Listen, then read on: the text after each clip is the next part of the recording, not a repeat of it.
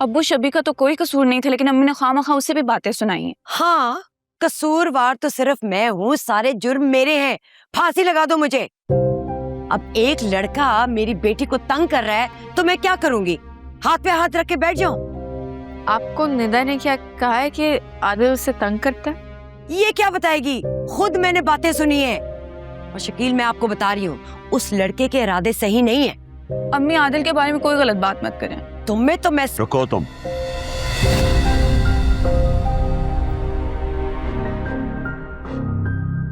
फूफा जान, फूफो ने जिस तरह की ज़बान छवि के खिलाफ इस्तेमाल की है, मुझे लगता है उन्हें माफ़ी मांगनी चाहिए। किशोर किसी से माफी नहीं मांगेगी।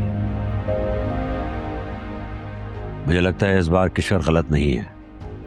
अगर इसने कोई ऐसी वैसी बात सुनी थी तो इसका वहां जाना बनता था।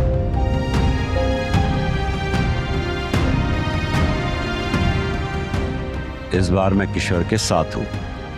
अगर पप्पा जान, मैं बेटा, आप दोनों अभी कमरे में जाओ, हम बाद में बात करते हैं।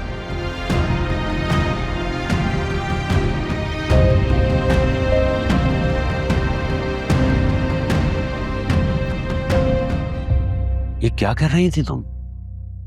निदा हमारी बेटी है, अब तुम उस पर हाथ उठाओगी?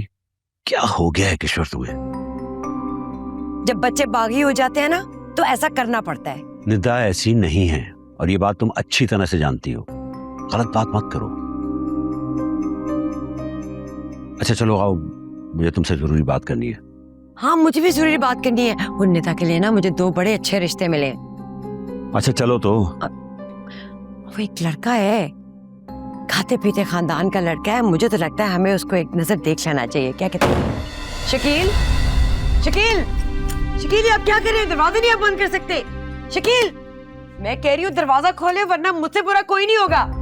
आप मुझ पे दरवाजा बंद नहीं कर सकते। फजूल बोलना बंद कर दो, तब दरवाजा खुलेगा। क्योंकि तुमने पूरे घर में तूफान मचा दिया है, परेशान करके रख दिया हम सबको। शकील, मुझे मजबूर ना करें, मैं पुलिस को बुला लूंगी।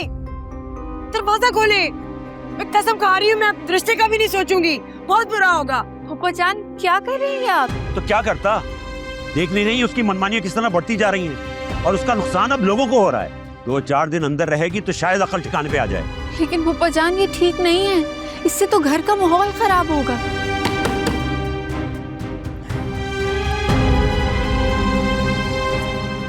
बेटा तुम समझ नहीं रही हो। बेसिकली मैं डर गया हूं। तुम्हें क्या लगता है ये सारे तमाशे के बाद क्या ये चुप रहेगी? तुम घर में रहती नहीं हो, मैं बाहर ऑफिस में होता हूं। रहा कौन?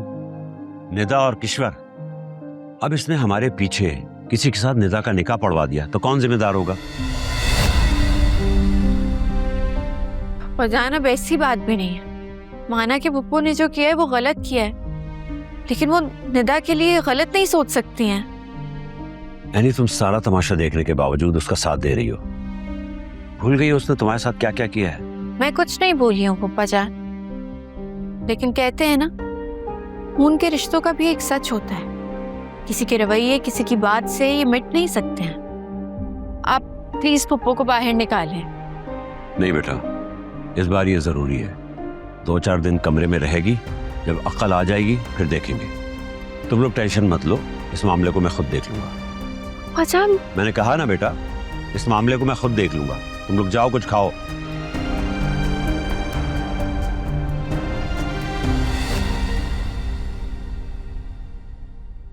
क्या बात है? आओ बैठो, खड़े क्यों हो?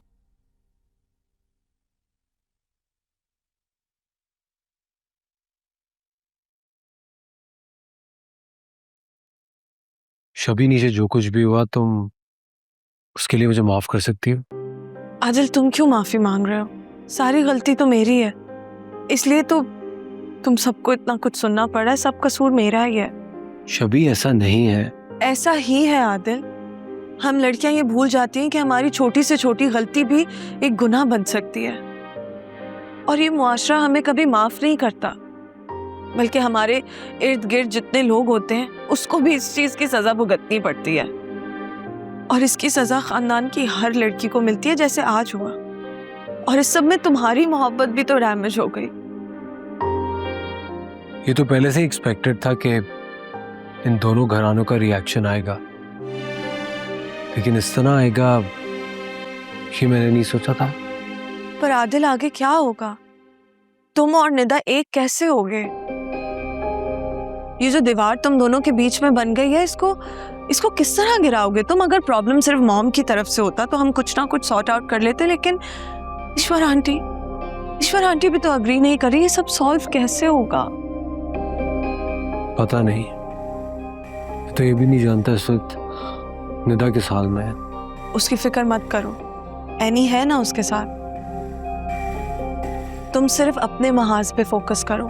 नीचे मम्मी और चाचू मुझे मूव ऑन करने के लिए कह रहे हैं, मेरा तो कोई साथ भी नहीं दे रहा। आदिल, मैं हूं ना तुम्हारे साथ, तुम बस डटे रहो। और तुम मुझसे प्रॉमिस करो कि कोई तुम्हें कुछ भी कह दे, कितना भी ब्लैकमेल करे, तुम निदा की मोहब्बत से दस्तबरदार नहीं होगे। आदिल, तुम दोनों एक दूसरे को चाहते हो ना, बस उस पर कभी भी कॉम्प्रोमाइज मत करना।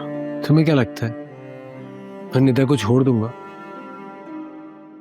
नहीं शबी, मैं निदा से मोहब्बत करता हूं, और मोहब्बत जिंदगी में एक ही बार होती है। फिर या तो मोहब्बत में आपको खुशी मिलती है या फिर दर्द, और मैं दोनों के लिए तैयार।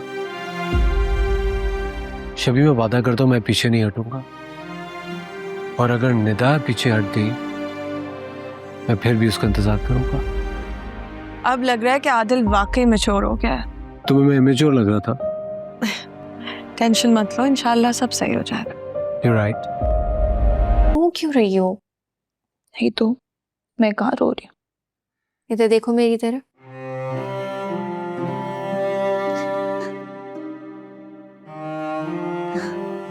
मेरे साथ ऐसा क्यों हो रहा है? क्यों सब हमारे खिलाफ हो गए? कुछ नहीं हुआ तुम्हारे साथ, सब मैटर नहीं करते। सिर्फ मैटर ये करता है कि आदिल तुम्हारा सपोर्ट सिस्टम है, तुमसे मोहब्बत करता है। तुम्हें क्या लगता है मैं तुम्हें और आदिल को अलग होने दूंगी? आज अम्मी ने जो किया मैं कभी माफ नहीं करूंगी उनको। ऐसे नहीं कहते, माँ है तुम्हारी। ऐसी होती है माएँ। मैं उनके सामने रो रही थी, गिड़गिड़ा रही थी, हाथ जोड़ रही थी, एक ना सुनी उन्होंने मेरी। पता नहीं उधर आदिल क्या सोच रहे होंगे। क्या सोच रहा होगा? कुछ भी नहीं, बस फिक्रमंद हो रहा होगा तुम्हारे लिए। मैंने कहीं वो किसी और से शादी तो नहीं, कभी भी नहीं करेगा। वो कुछ भी कर सकता है, लेकिन तुम्हारा दिल नहीं तोड़ सकता, समझी?